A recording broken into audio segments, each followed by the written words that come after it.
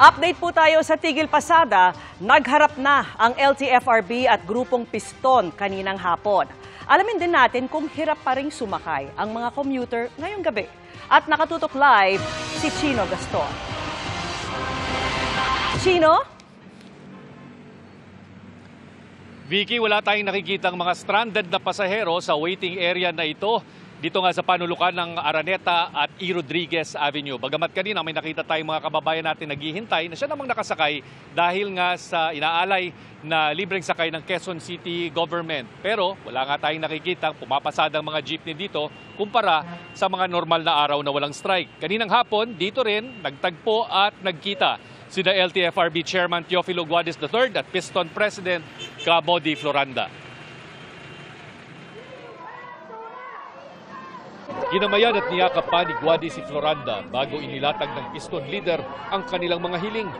Pakiusap ni Guadis, putulin na lang ang 3 araw na transport strike at pag-usapan na lang ang mga pwedeng gawing hakbang para maibsan ang hirap ng mga tsuper sa pinatutupad na Jeepney Modernization Program.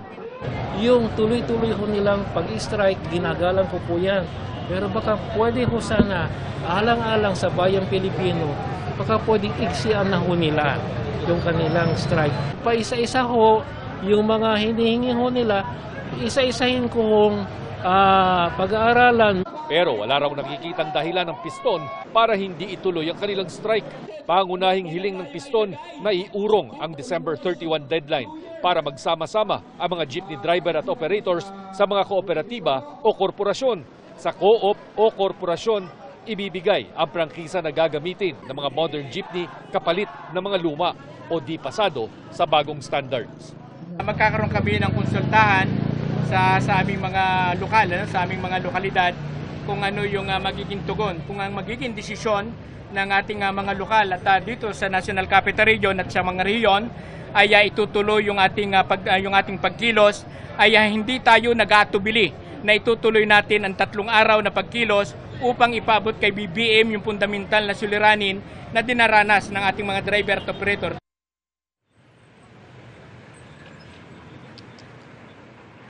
Dagdag pa ng LTFRB, hintayin na lang ng grupo yung mga pagbabago tungkol sa franchise guidelines at yung pagrepaso sa mga sinasabing penalty sa hindi pagsunod sa Jeepney Modernization Program. Vicky, samantala patuloy namang inaayos ng DOTR ang implementing guidelines ng Public Utility Modernization Program para sa kapakanan ng mas maraming jeepney driver at operators. Naipaliwanag na rin daw ng DOTR sa mga grupo gaya ng Piston at iba pa ang mga maling akala tungkol sa sinasabing masyadong mahal daw yung mga bagong jeepney na kailangang bilhin at maging yung inaakalang bigla ang pag-alis dito sa mga lumang jeep na nakikita pa rin natin sa ating mga kalsada. Vicky. Maraming salamat sa iyo, Chino Gaston. Mga kapuso, kasama niyo kami 24 oras. Mag-subscribe sa GMA Integrated News sa YouTube. Sa mga kapuso abroad, bisitahin ang GMA Pinoy TV at www.gmanews.tv.